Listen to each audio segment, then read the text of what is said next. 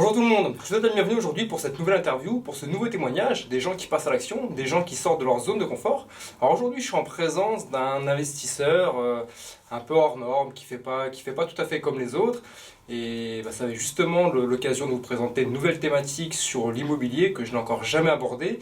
Ça va être la vente aux enchères. Comment investir dans l'immobilier via la vente aux enchères. Alors pour ça, Erkan. Alors Erkan, enchanté. Enchanté Boulogne. Le spécialiste des ventes aux enchères. C'est ça. Tout jeune, quel âge? 24. 24 ans et déjà propriétaire de plusieurs biens via les ventes aux enchères. C'est ça, oui. Alors Erkan, avant tout, est-ce que tu peux te présenter aux internautes? Comment tu t'appelles? On l'a compris, Erkan. D'où tu viens? Que fais-tu dans la vie? Voilà. Écoute, merci Boulogne de m'avoir invité pour cette interview. Merci à toi d'avoir accepté l'invitation. Moi, pour me présenter rapidement, je m'appelle Erkan, j'ai 24 ans. À l'heure où je vous parle, je suis sur la toute fin de mes études, donc il me reste quelques jours pour ne pas les citer. Donc je suis ingénieur travaux de formation. Donc je suis en alternance en fait, ça fait déjà 4 ans que je travaille à temps partiel en tant qu'ingénieur travaux sur des grands chantiers de construction de bureaux. Et donc je m'intéresse à l'immobilier et je pratique de l'immobilier depuis maintenant 2 ans via les ventes aux enchères. Donc tu as commencé à 22 ans. C'est vers la fin, 21 ans je crois. 21 ans, ouais. Tu es vraiment précoce. Cette précocité, tu l'expliques comment? Comment à 21 ans tu as eu l'idée de te lancer dans l'immobilier? Quel a été le déclic pour justement l'internaute qui me regarde puisse, parce qu'il y a sûrement des internautes qui ont 18, 20 ans, 22 ans qui regardent cette vidéo, et à quoi tu t'es identifié pour quel a été le déclic pour te lancer dans l'immobilier? Alors, moi depuis tout petit, je sais pas pourquoi, mais j'étais intéressé par l'immobilier. Je faisais partie de ces jeunes qui jouaient au Capla. Je sais pas si c'est un rapport, mais j'ai toujours aimé l'immobilier. Quand je voyais une construction depuis tout petit, j'adorais ça, d'où mon orientation vers le bâtiment. Et j'ai vite compris qu'il y avait de l'argent à se faire en immobilier, en investissant en immobilier. Et j'ai aussi vite compris que être salarié, c'est pas ça qui allait nous faire quitter le train-train, métro, boulot, dodo, etc. C'est pas ça qui allait te permettre de pouvoir doubler, tripler, quoi. Voilà, c'est ça, mes revenus et atteindre une liberté financière, comme on aime le dire. Ça, je l'ai vite compris. Vers quel âge tu l'as compris, ça?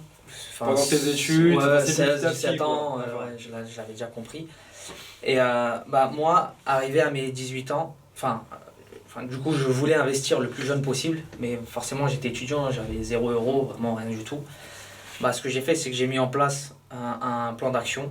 J'ai compris qu'il fallait avoir du capital. Si on n'avait pas de crédit immobilier, parce que je ne pouvais pas en avoir, il fallait du capital. Donc il fallait travailler. Donc de là, j'ai commencé un job du week-end, travailler le samedi, dimanche pour mettre de l'argent un maximum de côté. J'ai accumulé ça avec l'alternance. Donc au bout d'un certain temps, j'ai commencé ma formation d'alternance, donc je cumulais 2 salaires. Mais je bossais 7 jours sur 7, les vacances, les jours fériés, etc. Et tout ça pour un futur projet? C'est ça. Immobilier. Je m'étais fixé en 3 ans, du coup, de mes 18 à 21 ans, de mettre 50 000 € de capital de côté. Ça paraît gros comme ça, mais en fait, j'ai compris une chose qui est un peu paradoxale. Ça fait du 15 000, 16 000 € par an, quoi. Ouais, c'est ça. Mais voilà, quand on est étudiant, ça paraît beaucoup. Mais j'ai compris une chose, c'est que plus on travaille, plus on gagne d'argent, forcément, mais moins on a de temps pour le dépenser. Aujourd'hui, je m'aperçois que c'est pas tellement bien parce que on laisse passer une jeunesse. Mais du coup, on amasse et on met de côté rapidement un capital. Donc au bout de 3 ans, j'ai mis les 50 000 € de côté. Et bon, bien évidemment, en fait, le fait d'être étudiant, ça a été un mal pour un bien. Parce que moi, j'ai tendance un peu à fouiner, à essayer de trouver d'autres méthodes, à faire les choses un peu différentes. Du coup, je voulais trouver une méthode d'achat immobilier, mais différente. Donc pas comme faisaient les autres. Pour, bien évidemment, donc acheter moins cher un bien immobilier qui vaudrait cher, mais de l'acheter moins cher, forcément. Et donc, je suis tombé sur les ventes aux enchères immobilières. Alors, comment je suis tombé sur ça? Comment tu es tombé dessus? Sincèrement, je ne sais pas si j'ai croisé quelqu'un dans la rue parler de ça, du coup ça m'est resté dans l'oreille, du coup j'ai fait des recherches. Ou je ne sais pas si c'est un ami qui m'en avait parlé rapidement, mais rien de concret. J'avais pas de repère au niveau des ventes aux enchères. Tout s'est fait par mes propres recherches. Et donc, en cherchant sur Internet, j'ai vite compris que déjà il n'y avait rien sur Internet, sur les ventes aux enchères. Il n'y avait vraiment aucune Par information. rapport aux conférences, par rapport aux conférences, séminaires, par rapport aux blogs, ça que tu veux dire? Ouais, il n'y avait aucun blogueur qui en parlait, il n'y avait pas d'article concret qui expliquait comment acheter. J'ai vite compris que c'était un monde Donc là, un peu confiné. il y avait une niche. J'ai vu qu'il y avait une niche. Et puis, enfin, logiquement, hein, moins on parle d'un système, et plus il y a de choses à faire à l'intérieur. Oui. Aujourd'hui, quand on voit des panneaux Pinel, je ne sais pas quoi, à tous les coins de rue, c'est que forcément, c'est pas rentable. A contrario, moins on voit et moins on parle de quelque chose, et enfin, plus du coup, il y a Bien de sûr, bonnes bien affaires. sûr, bien sûr. Et donc, comme je te disais, ça a été un mal pour un bien le fait d'être étudiant, c'est que du coup, bah, comme je ne pouvais pas acheter, j'ai consacré tout mon temps libre à étudier ça. Donc à fouiner, à visiter, à aller voir des avocats, parce que c'est des avocats, enfin ça on en reparlera plus tard, mais à essayer de trouver des gens qui investissent par ce biais, essayer de récolter des informations. Et donc au bout des 3 ans, quand j'avais mes 50 000 euros, Plus les renseignements que tu avais appris, plus ouais, toute plus l'éducation sur voilà, plus les ventes aux enchères. une grosse connaissance que Ouais. j'avais accumulée durant ces 3 ans, bah, du coup je me suis lancé. Les enchères, c'est pas la première enchère qu'on remporte. Si à la première enchère on est adjudicataire, en général il faut se méfier. Ouais. Donc, j'ai eu plusieurs échecs. Donc Mais justement, j'ai appris de pour mes les échecs. internautes qui voudraient se lancer dans les enchères, tu as fait à peu près, toi tu conseillerais de faire, parce que je pense que les enchères, c'est comme un premier rendez-vous avec le banquier, c'est comme un premier rendez-vous quand tu visites un appartement, c'est une pièce de théâtre à apprendre. Les enchères. Ouais. Il faut connaître Bien ce sûr. milieu, il faut savoir comment ça se passe, comment lever le bras, à quel moment il faut s'arrêter. Et Exactement. justement, cette pièce de théâtre, t'as fait à peu près, tu conseillerais aux internautes, après cette vidéo, qui voudraient se lancer aussi dans la vente aux enchères, de faire, je pense qu'il faut faire des ventes aux enchères à blanc. Ouais, Aller tout voir, à fait. visionner, se Exactement. renseigner, discuter. Tu conseillerais de faire combien, toi? D'y aller régulièrement, d'en faire quoi? 3, 4, 10 De commencer par remplir nos temps libres. Ouais, Donc dès qu'on a un temps libre, y aller. y aller faire la visite. Si on C'est a- gratuit d'y aller? C'est gratuit. Faire la visite, c'est gratuit. Aller au tribunal, c'est une vente publique, donc on peut aller assister. Donc en faire le plus possible. Parce qu'il y a des pièges hein, dans les enchères, il y a des frais en plus qu'il faut savoir calculer. On achète le bien, entre guillemets, dans l'état. Mhm. C'est comme une voiture dans l'état, bon, bah, on l'achète avec les problèmes qu'elle a. Bah, Bien le sûr. bien, c'est pareil. On n'a personne pour nous aiguiller. Il n'y a pas un notaire pour nous lire le cahier des charges, le cahier, les dernières AG Ouais. de copro pour nous dire bon bah il y a ça à prévoir. Tout ça, c'est à nous-mêmes de le faire. Mais c'est notifié tout ça Non. à ta disposition, t'as pas Non, accès à ça? On a un cahier des charges à disposition au Ouais. tribunal, mais c'est ce qui est sous les mains de l'huissier, quoi. C'est les D'accord. éléments que l'huissier a réussi à récolter, bah, il le met dedans. Et D'accord. souvent, les AG, on les a pas. S'il y a, je sais pas, je vais prendre les cas extrêmes, mais un arrêté, que ce soit de péril ou d'insalubrité sur l'immeuble, qui a été mis depuis quelques années, bah, ça, on l'a pas. D'accord. Donc il y a quand même Il y a une part de risque. il y a une grosse part de risque, mais quand elle est bien contrôlée, elle est bien gérée, on sait ce qu'on fait, du coup il y a des bonnes affaires à la clé. Toi, combien t'as fait d'enchères à blanc pour te renseigner? Alors, au début, enfin, du coup, comme je t'ai dit, il y a eu une phase de 3 ans où j'étudiais, du coup je faisais pas mal d'enchères à blanc. Ouais, d'accord. Mais T'as commencé plus petit, non? Avec des voitures, avec Exactement. de l'alcool ou des Enfin, objets, tout. c'est pas parce que, enfin, je me suis pas dit je vais faire de l'enchère immobilier, donc je vais commencer par les enchères Immobilier. donc de biens mobiliers. Immobilier. Parce que ça n'a rien à voir, mais j'en ai fait. Enfin, du coup, D'accord. c'est une coïncidence, mais j'ai acheté une voiture aux enchères et j'ai fait d'ailleurs une bonne affaire. Mais non, moi j'ai fait, on va dire, allez, avant de me lancer concrètement, entre 5 et 10 D'accord. ventes à blanc. Et à 22 ans, ça y est, top, c'est parti. C'est C'était ça. 50 000 euros de côté. Donc à 21 ans, j'avais mes 50 000 euros de côté, j'ai commencé. Du coup, ça a pas marché dès la première vente. Hein. Alors qu'est-ce parce que que- t'appelles? Ça n'a pas marché. Ça n'a pas marché, C'est c'est le que bien que t'avais sélectionné, bah tu. il s'est vendu au-dessus de mon budget. Mais moi, mon budget, c'est pas le prix du marché. C'est le prix du marché moins le bénéfice que je Bien veux. sûr, bien sûr. Donc la personne qui l'a acheté n'a pas forcément fait une mauvaise affaire. Ouais. Elle a juste été moins gourmand que moi. D'accord. Et donc voilà, il y a eu 2 ou 3 biens comme ça que j'ai pas eu. Et à la fin, bah, j'ai réussi à acheter. Je pense que le plus important quand tu fais une vente aux enchères, c'est comme je l'ai dit, c'est de laisser à la maison ton émotionnel Exactement. et tes sentiments. Exactement. Là, faut pas venir avec. Tu le dis vraiment, c'est très bien placé. Parce que, en fait, je vais t'expliquer un peu comment ça se passe. C'est qu'au début, on est une dizaine, on va dire, sur un bien. Donc Ouais. les enchères, les mises à prix, elles sont volontairement très faibles. Oui, pour attirer du public. Voilà, pour attirer du Bien public. Donc on commence, il y a 10 personnes. Un bien qui commence à 10 000 euros et qui en vaut, je sais pas, 200 000 euros, je sais pas, c'est monnaie courante. On va commencer, on est 10, à la fin, bon, on se retrouve plus que 2 concurrents. Et là, ça devient un clash. Et ça, c'est un gros risque. Et si on s'était fixé, par exemple, comme limite 180 000 euros, bah, dès qu'on arrive à 180 000 euros, c'est très tentant de dire, bon, allez, 1000 euros de plus, allez, 2000 euros de plus. C'est du casino, c'est comme au casino. Oui, d'accord. Les gens ne savent pas s'arrêter. Et ça, c'est le gros risque. Et j'en vois tous les jours des gens se faire avoir comme ça. D'accord. Donc ça, c'est quelque chose qu'il faut vraiment bien maîtriser pour pas se faire avoir. Ouais, il faut bien maîtriser. Contrôler ses émotions, c'est très très important. Et ça, c'est ton point fort, ça. Ouais. Ouais, c'est une qualité. Donc voilà, une qualité, si vous voulez vous lancer dans la vente aux enchères, donc voilà, votre émotionnel, vos sentiments, tout ça, vous gardez, vous laissez ça à la maison et surtout n'y allez pas avec lors d'une vente pour justement ne pas pour faire une bonne affaire, pour pouvoir au moins avoir la chance de faire une bonne affaire. Voilà, laissez ça à la maison et déjà ce serait une bonne chose. C'est ça. Donc première vente aux enchères, donc tu arrives au bout de combien de temps tu arrives à acquérir le bien que tu veux acquérir? Ça a pris quelques mois, on va dire. Après, encore une fois, hein, comme il y a eu 3 ans qui sont passés, j'ai su aiguiser mes connaissances, mes stratégies. Donc aujourd'hui, je sais quel bien viser et j'ai une chance sur 2 d'arriver au bout. Une personne, un débutant, ce sera une vente sur, je sais pas, 7 ou 8 qui va aboutir. Donc j'ai acheté le premier bien, comme je t'ai dit, au bout de 3 enchères, je crois. Ouais. Donc j'ai réussi à l'obtenir. En région parisienne, tu l'as acheté? En région parisienne, bah, pas plus loin qu'à Plaisir. À Plaisir. Dans la ville où on se trouve actuellement. Au Nid d'Abeille, c'est ça? Au Nid d'Abeille, exactement. Je connais très bien. C'était un studio que tu as acheté? Non, c'était un F2. F2. Un T2, oui, de 45,6 mètres carrés. Qui sont cotés, je crois, le prix de l'immobilier à Plaisir, c'est 125, 130 000 euros. 130 000 euros. 130 000 euros. Donc, je l'ai vendu 130 000 euros net vendeur. Donc le bien... Et toi, tu l'avais acheté combien? Alors, donc il y a le prix d'adjudication. Ouais. Donc le prix d'adjudication, c'est le prix... c'est ce que votre avocat va dire comme prix, hein, parce qu'en plus on fait la vente avec un avocat, c'est pas nous qui parlons. C'est obligatoire. C'est obligatoire. Donc je l'ai adjugé 61 000 euros. À cela s'ajoutent donc les frais de notaire, les émoluments, mais du coup on passe pas par un notaire, c'est le greffe du tribunal qui fait les publications. D'accord. Donc il y a les frais, il y a des frais préalables, ce qu'on appelle, en fait c'est l'huissier qui a fait la visite, c'est le juge qui a travaillé sur ce projet en amont. Donc tout ça, c'est des frais accumulés et c'est à l'acquéreur de les payer. D'accord. Le bien m'est revenu à 77 000 euros. Donc 18 000 euros de frais divers. 16 000. D'accord, 16 000 de frais divers. Donc à cela, j'ai fait... c'était ma résidence principale. 78 000, c'est ça? 77 000. 77, il y a presque 80, vendu 130, donc plus de 50 000 euros de... Non, parce que j'ai fait des travaux. Donc j'ai fait... Au final, je suis arrivé à 85 000 euros. D'accord. Avec les travaux, etc.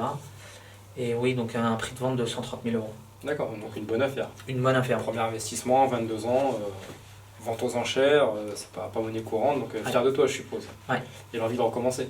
Exactement. Voilà, comme je vous le dis, la première expérience est toujours la plus importante, parce que la première expérience, si vous la réussissez, c'est ce qui vous donnera l'élan pour en faire un deuxième, troisième, quatrième, cinquième. Je pense que si Arcane s'était, on va dire, ouvert en deux, complètement déchiré lors de son premier investissement de la vente aux enchères, s'il avait acheté au prix du marché ou si s'était laissé porter par son émotionnel et ses sentiments et qu'il avait acheté au-dessus du prix du marché, il aurait sûrement fait une mauvaise affaire. Et je pense que les ventes aux enchères, tu aurais mis du temps avant de revenir de l'investissement. Je ne serais jamais revenu. Il faut savoir qu'aujourd'hui, dans les enchères, il y a une personne sur 3 qui fait une mauvaise affaire, c'est-à-dire qui achète le bien au-dessus du prix du marché. D'accord. Il y a une personne sur 3 qui achète au prix du marché, mais ça n'a aucun intérêt. Oui. Autant acheter sur le marché classique, visiter 5 fois l'appartement avec toute sa famille. Avoir plus de sécurité. Voilà, avoir plus de sécurité. Et il n'y a qu'une personne sur 3 en moyenne qui fait une bonne affaire. D'accord. Voilà, c'est bon à savoir, des stats très intéressantes. Donc là, tu achètes ton premier bien, 22 ans. Tu te projettes immédiatement sur un deuxième bien? Non, parce que, en fait, j'avais pas d'argent, j'avais toujours pas de crédit. Donc, justement, comment j'ai financé ce bien? Comment tu as financé ce premier bien? Tout à fait. Donc, comme je t'ai dit, c'était les 50 000 euros de 3 ans que tu avais de mon capital. Bien sûr. Parce que je suis toujours étudiant à ce moment-là. Et j'ai fait un crédit consommation de 30 000 euros. D'accord, pour arriver à 80 000 euros. Pour arriver à 80 000. Et puis voilà, les travaux, je les ai faits au fur et à mesure que j'ai gagné de l'argent. Et faut obligatoirement, je pense que c'est une question qui va revenir, ça, faut obligatoirement avoir le cash? Oui. Quand tu viens dans un enchère, ou tu peux faire Pas tout le cash, mais il faut environ 20 000 euros de cash disponible sur son compte en banque. Pourquoi? Il faut 2 chèques de banque pour participer aux enchères. D'accord. Donc le premier, c'est 10% de la mise à prix. D'accord. En général, donc s'il y a une mise à prix à 50 000 euros, donc un premier chèque de 5 000 euros. D'accord. Et le deuxième chèque, c'est l'équivalent des frais préalables, c'est ce que je te disais tout à l'heure. D'accord. Et ça tourne entre 10 000 et 15 000 euros. Donc en moyenne, pour participer aux enchères, enfin juste pour y participer réellement, il faut déjà avoir 20 000 euros de disponible sur son compte en banque. Et la suite après, comment tu l'amènes? Tu as un délai de combien de temps? On a un délai de 60 jours. Donc comme à la banque, comme pour avoir un prêt immobilier. Oui, enfin c'est 3 mois il me semble. Ouais, 2-3 mois. Après ça, ouais. c'est tout ça encore, c'est des choses qui se négocient. C'est ça. Mais je crois que c'est minimum 2 mois Ouais. et le maximum, enfin ça se négocie. Il n'y a pas Il n'y a pas de maximum. Ouais, il n'y a pas de maximum. On peut mettre 6 mois si le vendeur est d'accord. Ouais, tout ça, exactement. c'est notifié sur le contrat. Donc toi, on a 2 mois maximum. 2 mois maximum. Et aucune clause condition suspensive. Donc quand on s'engage sur le bien, même si entre-temps l'immeuble brûle, il y a une inondation, il y a je ne sais quoi, on est obligé de l'acheter. D'accord. Donc on est, enfin voilà, si on se décide, on peut pas se rétracter de ce bien-là. Donc on a 2 mois pour le payer. Il faut être sûr d'avoir son financement, parce que même si vous trouvez, enfin, si vous trouvez pas de financement, ça ne justifie pas votre rétractation. Donc, tu seras quand même obligé de l'acheter le bien. D'accord. Donc voilà, c'est ça. Ça fait partie des risques. Et des règles des ventes aux enchères, c'est des règles à étudier, voilà, de s'intéresser aux ventes aux enchères avant d'y aller, de bien étudier ce mode, ce biais d'acquisition. Donc là, 22 ans, donc première acquisition, tu mets combien de temps? Comment se passe? Parce que tu as envie d'y retourner, donc tu retournes aux ventes aux enchères pour en acheter un deuxième, c'est ça? Une fois que j'ai vendu, du coup, moi j'avais pas d'argent. Tu revends ton premier. J'avais pas d'argent. Tu le revends pour combien de temps? Un peu plus d'1 an. D'accord. Ouais. Donc je le revends, cet appartement, et tout de suite je vais le racheter. Et c'est un peu le problème des enchères, c'est que parfois vous allez avoir un vide de plusieurs mois, et d'un coup, plusieurs biens qui correspondent parfaitement à vos critères, à votre budget, ouais. Et il faut trancher, il faut choisir. Donc moi, durant 8 mois, il n'y avait vraiment rien pour moi. Alors toi, c'est quoi tes critères justement? C'était le budget. F2, F3, non, aucun. C'était j'avais pas réellement de critères. C'était vraiment le seul critère, c'était le budget. Budget plus-value. Budget plus-value, exactement. Ou rentabilité locative. Ouais. Tout dépendait de ce que je cherchais. Comment tu voulais axer après ton future acquisition. C'est ça exactement. Donc durant 8 mois, j'ai rien trouvé. J'ai participé à des enchères, mais ça s'est envolé, les prix se sont envolés. Il y a une période aujourd'hui, enfin voilà, je sais l'expliquer avec le recul, je sais l'expliquer pourquoi j'ai pas trouvé suffisamment de biens durant cette période, parce qu'il y a une périodicité très marquante aux enchères, très marquée. Et en fait, j'étais tombé dans cette période-là. Et c'est pour ça, entre autres, qu'il n'y avait pas suffisamment de biens et que les biens se vendaient assez cher. D'accord. Et je suis tombé. Ensuite, du coup, j'ai acheté un bien. Donc 8 mois après, à Astin, dans le 93. Ouais. C'est un T2 pareil. Cet appartement-là, je l'ai payé, donc tous les frais inclus, 75 000 euros. Il en vaut 95 000 euros. Cet appartement-là, je ne l'ai pas acheté pour le revendre, mais c'est pour la rentabilité locative. D'accord. C'est qu'on est très bien placé pour faire de la colocation étudiante. Et si je fais de la colocation, je fais une rentabilité à plus de 15% net. Vraiment, ouais. Et la disposition de l'appartement faisait que je pouvais sortir un maximum de chambres grâce à cet appartement-là. D'accord. Mais le fait de ne pas faire un achat-revente, ça va te bloquer. Ça va me bloquer. Ça va te bloquer pour refaire d'autres investissements du coup. Ouais. Du coup, il me restait un petit peu de budget. Ouais. Parce que en gros, j'avais 50 000 euros de capital au départ. Ouais. J'ai apporté une plus-value de 45 000 euros. Ouais. Et le crédit de 30 000 euros, je ne l'ai pas remboursé, donc je l'ai gardé. Et ça me faisait, je crois, 130 000 euros à investir. D'accord. Donc celui-là m'a coûté 75 000 euros. Il me restait environ 70 000 euros à réinvestir. De quoi on achète? Donc j'en ai racheté un autre 7 jours après. 7 jours après? 7 jours après, ouais. Donc, tu vois, comme quoi, quel type de produit? Durant 8 mois, on ne trouve rien. Et après, tout est arrivé. Et tout est arrivé d'un coup. Donc, à 7 jours d'intervalle, j'ai acheté 2 biens. L'autre, c'est un T2 encore, mais plus petit. On est à Saint-Denis, à 500 mètres du Stade de France. 93, ouais. À proximité du tramway, du métro, vraiment tous les moyens de transport. Celui-là, je l'ai acheté vraiment un bon prix. Et cet appartement-là m'est revenu à 48 000 euros, le frais de notaire inclus. 32 mètres carrés, si je dis pas de bêtises. Un appartement qui en vaudrait combien maintenant? 95 000 euros. Ah oui, donc plus du double, enfin le double. Ouais. Le double. Presque le double. Et celui-ci, comment tu l'orientes? Celui-là, il est en location meublée. Location meublée. Ouais, il me rapporte 14,5% net après taxe foncière. Donc, très bonne rentabilité. Ouais, donc j'ai aucun intérêt à changer sa destination. Donc là maintenant, comment tu vois ton futur là, parce que maintenant tu peux plus du coup, quand tu es encore étudiant, je suppose que tu n'as plus suffisamment de cash pour pouvoir continuer dans les enchères. Donc bah, là, je te l'annonce du coup en exclusivité. Parce que Alors, en exclusivité. c'est le premier, mais je suis en train de m'associer avec une personne, du coup, qui a suffisamment de cash pour moi me permettre d'acheter. En fait, c'est pour faire de l'achat-revente. Toi, On crée une société. Tu as les connaissances et l'autre personne a les finances. Exactement. Moi, j'ai les connaissances d'un marché qui est un peu fermé, enfin, que peu de personnes connaissent, où on peut faire de la plus-value. J'ai une solide connaissance en travaux. J'ai pas mal de contacts au niveau des entrepreneurs, des entreprises de bâtiments. Donc, ce qui me permet entre autres de faire des travaux pour pas cher et de qualité. Et puis mon métier, c'est conducteur de travaux. Donc, je sais gérer des travaux, Ah ouais.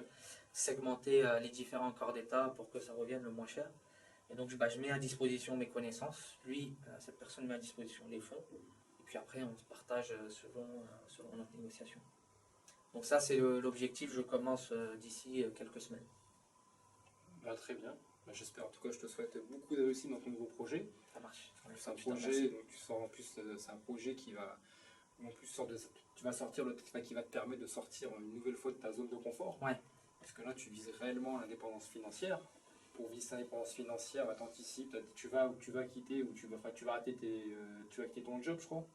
Ou C'est en pourparler. c'est en pourparler. Enfin voilà, tu veux vraiment tout miser sur ton indépendance financière, sur ce projet-là.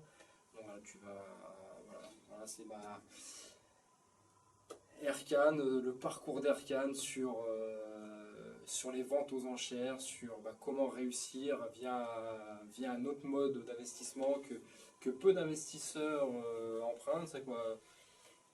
J'ai assisté à 2 ventes aux enchères, je me renseigne beaucoup là-dessus. Après, bon, il viendra ce qui viendra par la suite quand je reprendrai les investissements. Mais c'est vrai que c'est une niche qui m'intéresse, c'est une niche où j'ai vu beaucoup de personnes faire de bonnes affaires. Comme tu le dis aussi, il faut faire attention à ceux qui En font de mauvaises. qui en font de mauvaises. Donc voilà, ne voyez pas non plus les dollars, les euros sur le papier. Voilà, renseignez.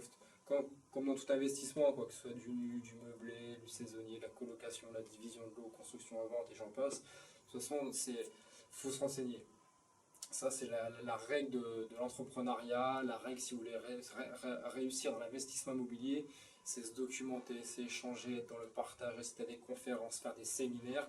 Plus vous serez dans l'échange, plus vous aurez de connaissances et plus vous investirez avec de la sécurité, en sécurité, et plus votre delta réussite sera là, quoi, et surtout que le delta imprévu sera minime. Donc voilà, si vous voulez faire comme Erkan, allez voir son blog, ton blog si tu veux le rappeler aux internautes qui nous regardent. C'est espritinvestisseur.com.fr. Voilà, donc ça parle de quoi? Ça parle d'immobilier. C'est vente aux enchères et travaux. Voilà, si vous voulez vous documenter sur les ventes aux enchères et travaux, allez voir Erkan. Allez voir Erkan et voilà, ce sera un très bon conseiller pour vos futurs projets. Moi Erkan, j'ai été super content d'échanger sur ton parcours. Tu es la première personne que j'interviewe sur le parcours, sur le domaine des ventes aux enchères. À mon tour, je vais t'offrir en échange mes connaissances, mon livre, comment je me suis constitué un patrimoine de plusieurs millions d'euros avec un salaire de 1750 euros aux éditions Maxima. Voilà, c'est pour toi, c'est cadeau. Je te remercie. Un plaisir. Voilà, tu pourras t'inspirer de mon état d'esprit, de ma réussite. Comme moi, ce soir, j'ai pu en apprendre de ton état d'esprit, de ta philosophie de vie, de ton parcours, de ta réussite, et j'en passe. Donc si cette vidéo vous a plu, n'hésitez pas à la partager, à la liker, à la véhiculer autour de vous, aux personnes qui seraient encore hésitantes, qui ne savent pas quoi faire de leurs finances, qui veulent se lancer dans l'immobilier. Voilà, si cette vidéo peut leur donner à réfléchir, peut vous donner à vous à réflexion par rapport à vos futurs projets, à votre future direction à prendre, n'hésitez pas. Regardez-la, re-regardez-la, allez voir le blog de Erkan si ce témoignage vous a plu, si son parcours vous a plu. Et moi je vous dis à bientôt pour de nouvelles aventures, de nouvelles interviews. Bye bye.